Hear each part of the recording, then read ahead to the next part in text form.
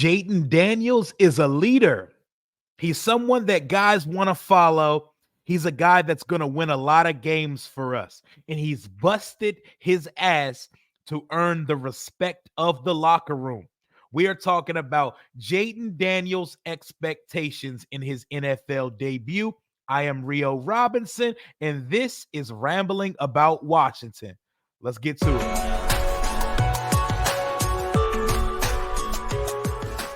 What's going on, Washington Commanders Nation? It's Thursday, September 5th, and we are now 3 days away from Washington's season opener. Pop your bottles, light up a cigar, and have an adult beverage or two because NFL football is back tonight. Kansas City Chiefs and Baltimore Ravens, we get a rematch of the AFC Championship game. We get Friday night football for the first time ever to start the season tomorrow with the Packers and the Eagles. But we're talking about our rookie quarterback, number 2 overall pick in the 2024 NFL Draft's debut, Jayden Daniels versus the Tampa Bay Buccaneers. And I have some very interesting parallels I want to draw with Jayden versus a couple of the past Heisman Trophy winners quarterbacks in their rookie debuts. But before we get to that, our coordinators and Jayden Daniel all met with the media this week, and boy, did Joe Whitt Jr. and Kliff Kingsbury have glowing endorsements of Jayden Daniels. I know when it's forced. You and I both know. We know what the pageantry looks like when they're trying to force a narrative. Everybody say that the quarterback's great. Everybody come up with generic responses to praise the quarterback, but listen to the passion and the detail in which they praise this guy. I'll play a little clip from Jayden, Joe Whitt, and Kliff Kingsbury's pressers. Go out there and just playing football. Obviously, I'm embrace the moment, take it in. Officially in my first NFL game, once that ball kicked out, none of that matters. So, got to focus on try to execute at a high level. The ability to go back and forth with Bobby Wagner as if he is a 5-year pro. You don't see rookies do that. The ball pops out of his hand. The natural ability that you see from the kid that he can run, he can throw, but he's a leader. All right, you don't have to be a 30-year-old man to be a leader in this league. He's won a lot of games for us. He's worked really hard to prepare for this moment, and his teammates have seen it, the coaches have seen it, and that's definitely gained him some respect, and that goes a long way when things aren't going well and you have some adversity. You heard defensive coordinator Joe Whitt.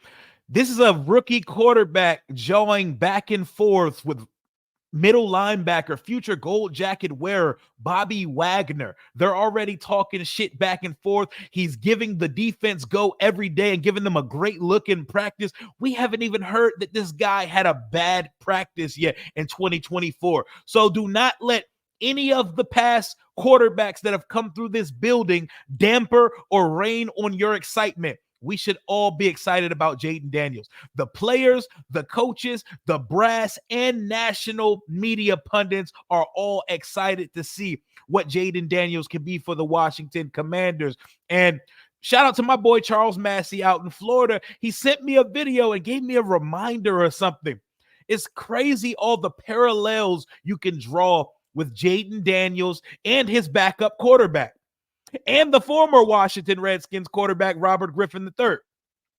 Marcus Mariota was brought in to be Jayden's backup because they have similar size, skill archetypes. They are similar quarterbacks coming into the league. Marcus Mariota was the second pick of the NFL draft, the 2015 NFL draft, after winning a Heisman Trophy award at Oregon. You know who Marcus Mariota's NFL debut was against? I'll give you a guess. It was also versus the Tampa Bay Buccaneers. I know it's not the iteration of Tampa that Washington will be facing on Sunday. That version of Tampa is coming off a Lovie Smith coach season in which they were 2-14 the year following. So it's not an apples to oranges comparison, but it's crazy. Marcus Mariota, second pick. Jayden Daniels, second pick. Both sharing a room now. Both coming off Heisman Trophy winning seasons. Both 6'4" quarterbacks with an ability to take the heart of a defense with their mobility and legs, the horsepower that they have when they take off as a quarterback. You cannot draw up these type of comparisons. And then you can also go back to RG3, who was also a Heisman Trophy winner and second overall pick. I don't know what it is with the number 2 pick and Heisman Trophy winners at the quarterback position, but Washington has to have the most number 2 Heisman Trophy winning picks in the history of the league. But I'm drawing parallels so we can try to come up with an objective and realistic stat line and box score for Jayden Daniels' first game. Marcus Mariota versus Jameis Winston in his first game. Mariota threw more touchdowns than he threw incompletions. That boy went absolutely berserk in that game. He went 13 of 15 for 209 yards, 4 touchdowns and no picks. Didn't even have to use his legs much in that game. 4 touchdowns, 209 yards, 13 for 15, no interceptions, and he got to sit out a good majority of the second half of that game. Are we talking 4 touchdown debut for Jayden Daniels? Nah, that's a little much to ask against a Todd Bowles coach defense and a playoff team Jayden's facing on the opposite side of the field. But could it be Mariota-esque? Could it be Mariota-esque? Because I think our guy's supremely gifted. I think our guy coming out is a little bit more ready than Mariota. Because Oregon ran the most college shit ever. Like, there was nothing NFL translatable about anything they did there. So I think our guy's a little bit more prepared. Then we can go back to 2012, the shock and awe game, Roberts versus game in New Orleans, 19 for 26, 320 yards. 2 touchdowns, no interceptions, also scrambled for 46 yards on the ground, and Alfred Morris ran for just under 100 yards and 2 touchdowns as well. Washington had been on a drought of about 3 seasons where we had not scored 30 points in a game, and we opened up that season with a 40-point shellacking. Of course, the Saints ended up catching up, and it ended up looking like a 1-score game on the box score, but Washington dominated the majority of the 60 minutes in that game. But we fast forward to 2024. No, matter of fact, before we fast forward to 2024, I got one more Heisman Trophy winner debut. Cameron Jarrell Newton came out, and they told you he was a college-style quarterback. All that running and shit he did at Auburn, he was a one-year wonder. And what did Cam do? He came out the gate, 422 yards. You know what he did the next week? 400 yards again. So while we try to set real life, above ground, realistic expectations, the sky is the limit when you have a supremely gifted quarterback. So we should not be afraid to predict that our rookie quarterback may go off in his debut. I've seen Cam do it. I've seen RG3 do it. I've seen Marcus Mariota do it versus Tampa Bay, even though it was a completely different version of that. CJ Stroud in his debut last year, they didn't end up winning that game. He had to start his year off against the Baltimore Ravens, a title contender, and what should have been the best team in the league last year. At least they were during the regular season calendar. But Stroud didn't throw a touchdown, but he ran for over 20 yards, and he threw for 264 yards, no touchdowns, no picks in his debut. So the bar is set. And the bar should be set quite high because we didn't draft Jayden Daniels to have realistic expectations. We drafted him so he could be a star, our franchise fixture, our face of the franchise. The one thing this operation has been missing the entire duration of my fandom.